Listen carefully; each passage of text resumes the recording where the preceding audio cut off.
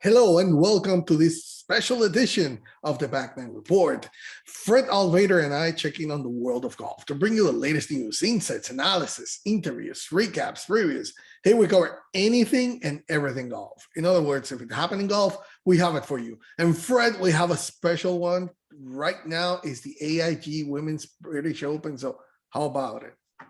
Yeah, plus it's at Carnoustie, right? Not a bad little track. We're going to talk more about the golf course in a minute, but there's been a lot of stuff happened there over the years, and I would expect that we'll see some more shenanigans going on this week. So that's going to be interesting as well. But yeah, Carlos, can't wait. Let's talk about the Women's British Open some more. Let's talk about it because it's the final chance at a major title this year for the players on the LPGA Tour. But don't think that makes the field for this week's AIG Women's Open a free-for-all, because it's not. I mean, few players in the world right now are on the top of their games, like Nelly Korda right now, after winning gold in Tokyo Olympics and the Women's PGA Championship. A second major title this year would be an incredible next chapter in her story 2021, so all eyes are going to be in her. But as expected, though, other contenders could play spoiler. I mean, this event last year was played later than usual due to the COVID-19 pandemic, but it did happen, and Sophia Popov finished 7 under after 4 rounds to claim the win.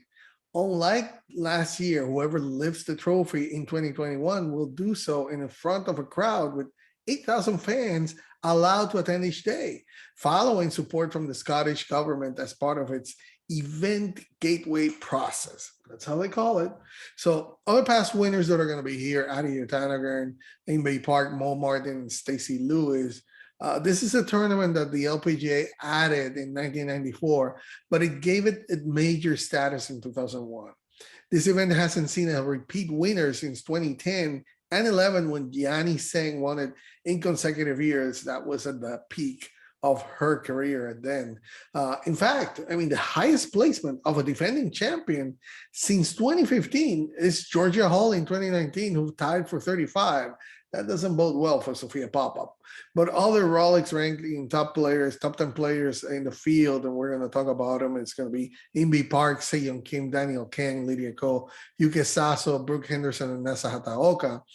And, but Fred, how about this tournament before we talk about Carnoustie, which is where they're going to be playing? But it's going to be a full field.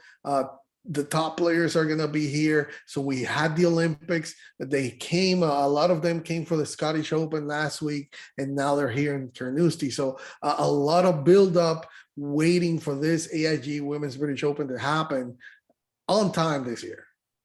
Yeah, we saw Lydia Ko, who got the bronze medal at the Olympics, played last week in the Scottish right away. She played really well. She had a fantastic round on Sunday, as you recall, matched the course record, 9 under par, ended up runner-up.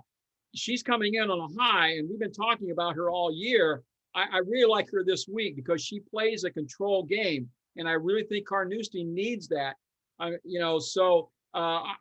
like her a lot this week. I also like Nelly, the fact that she won the gold, took a week off, and now is ready to go again. So I like both of them this week, and I think that we'll see them near the top of the leaderboard come Sunday. But yeah, let's talk about Carnoustie. I can't wait to talk about that. Let's talk about that some more. Yeah, they'll play at the Carnoustie Golf Links, which has earned the nickname Carnasty due to its famous difficulty. I mean, Jack Nicklaus and Tiger Woods, arguably the top 2 best players in history, male players, called this the toughest course in the open rota. That says a lot. And as always, weather will dictate much of what unfolds over the 4 days, but those who made the journey to Dumbarton last week for the Scottish Women's Open must surely have the advantage. I mean, weather can play an especially crucial role events at this course due to few breaks from wind gusts. The biggest traps on the course are famous putt bunkers, as the course features just 111 of them. Just that. not mine either more. But players will have to prioritize their positioning of the tees and missing those bunkers over distance this week. They're also tricky out of bound areas on the last 4 holes, and we all know John Valdeville understands all that stuff too. That's what I was going to say. The most famous one is that 18 hole where John Van der Velde, he knows very well what happened there.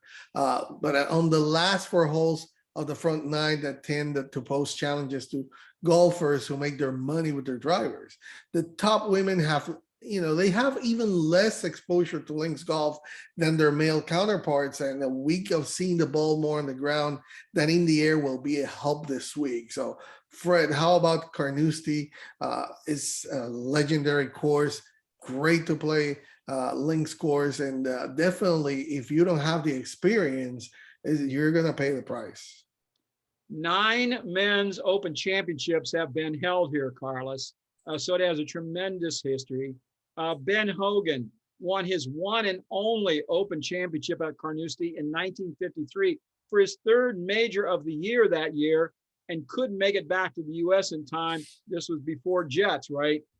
Couldn't make it back to the U.S. for the PGA scheduling foul up there. You mentioned John Van der Velde, unprecedented collapse on the 72nd hole to give Paul Lawrie the win. In 2018, we saw Francisco Molinari outduel Rory, Tony Finau, Kevin Kisner, Justin Rose, and Tiger Woods to win the Open. Other winners here at Carnoustie include Tom Watson, Gary Player, Patty Harrington, and Henry Cotton. I want you to look at all these names, Carlos, and one thing runs through these. They're all ball control guys. They're not wild swingers. They're not long off the tee. They keep it in the fairways. They keep it around the green, and they have good short games. That's what it takes to win here. I would be very surprised if you see a long hitter, a Patty Tavakananet, or, the Bianca, whatever her name is, those long hitters, you're not going to see them here, okay? They're going to be hitting it out of bounds or in trouble in the hay and not being able to do anything with it. This is a control ballpark. 144 players, 72 holes, cut to 65 after 36 holes. So we saw Sophia Popov come from nowhere and win last year. I just don't see that happening this year, Carlos. I don't know about you. I think it's going to be one of the top 20 players that wins this thing, somebody that has experience. Carnoustie demands it. So there's 2 other things that's really important this week, Carlos. Number 1, this is the last week for both the U.S. and Europe Solheim Cup teams. The captains will make their final picks on Monday. So by Monday night, we're going to know, we'll have a show about it. We're going to know who's going to be on the Solheim Cup teams. Also, number 2, this is a really big purse. The winner gets $675,000 last year. And if you remember, that was more than Sophia Popov had won in her whole career. So this is a big deal. $400,000 for second, $295,000 for third. $295,000 is more than they make for the average a regular tour, LPGA Tour stop. So this is a big deal. A lot of money for these that their women are playing for this week, and it's a top golf course. Can't wait to see it. Can't wait to see it, and definitely we have to see. I mean, the 18 hole has been historic throughout time, and we can't wait to see what the 72nd hole will look there on Sunday. So anything can happen, but let's talk about the players and players to watch. Fred, what you think? What are your players to watch going into this Sunday? Well, if you could pick up my theme, Carlos, I'm looking at ball control. I'm looking at the players that are playing well coming in and keep it in the ballpark. Nelly Korda, number 1. I mean, has to be the favorite, right? She's playing her best golf right now, ton of confidence. She does hit it long, but she plays control golf. She can hit it long, but she keeps it in play.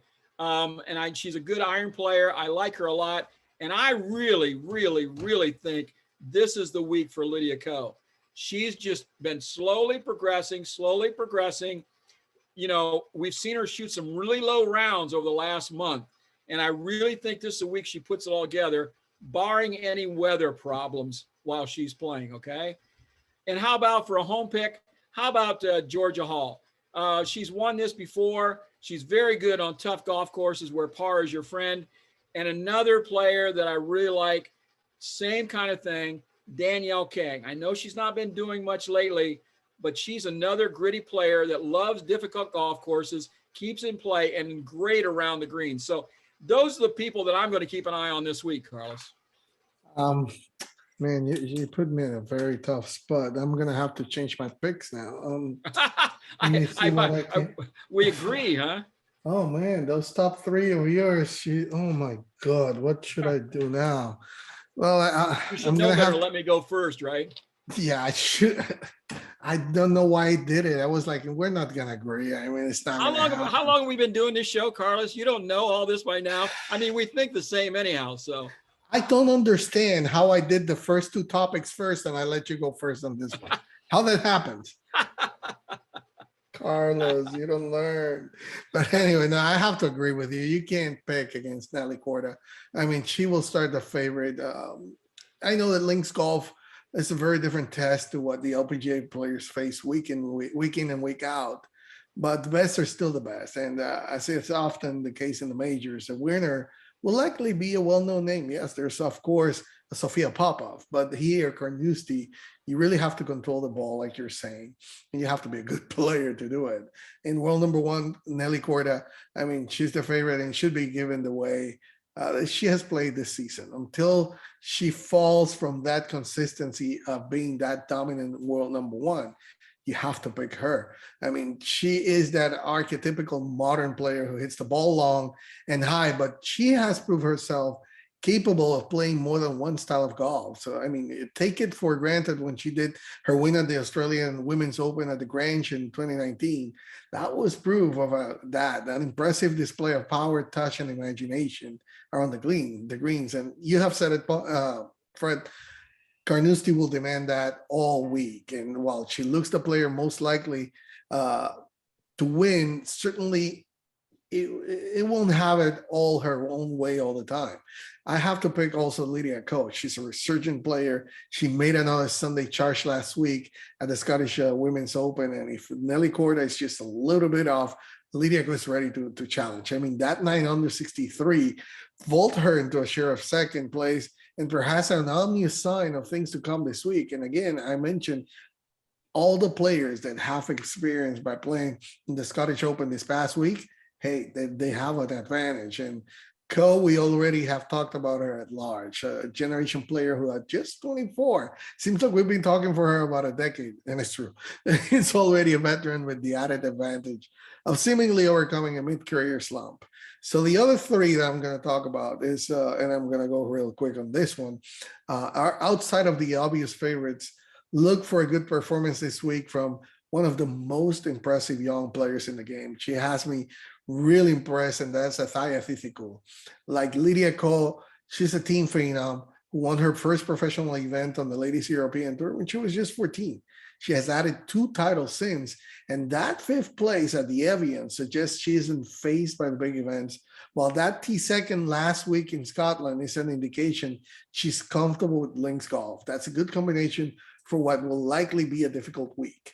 Now, Georgia Hall, I have to agree with you. She's not only a past champion, but she is a links master. And that's what you need to play here to be good at it. And it seems like everybody's just, she's flying under the radar. And my final pick will have to be Leona Maguire. I think she's also just about to break through. And she's been playing really well the last 3 months. And this is the type of course. She's from Ireland. She knows how to play links. I think she's going to do very well. If not win, she's going to be right there at the end. So, Fred, those are my 5. Any final words before we wrap it up? Yeah, I'm going to just throw one more name in there. I figured you would probably talk about her, so I didn't. But this is the type of golf course that NB Park thrives on as well. She keeps it in play. She's a great putter, outstanding iron player. This could be a time for her to win another major championship as well. And Envy's she's had a solid year. She's done very well. So I wouldn't be surprised to see her near the top of the leaderboard come Sunday. And we cannot forget the former world number 1 Ying Yun Ko is another player who I thought about her. really Yeah. Yeah. can play. I mean, young Lee Six as well. Those are top players that we haven't mentioned as our top players here, but they at any time they can come back and win it. So anyway, it's going to be a very interesting tournament. We'll recap it next week, and we'll be talking about the Solheim Cup as well. So because there's going to be implications after this, so very important to talk about that. So anyway, thank you for joining us, and hope you enjoy this preview of the IAG Women's British Open. Keep subscribing to our channel, okay, so you can keep in touch with us and be with the latest in golf news and information. Also follow us on Twitter, Back9 Report with the number 9 in the middle. Thank you for joining us.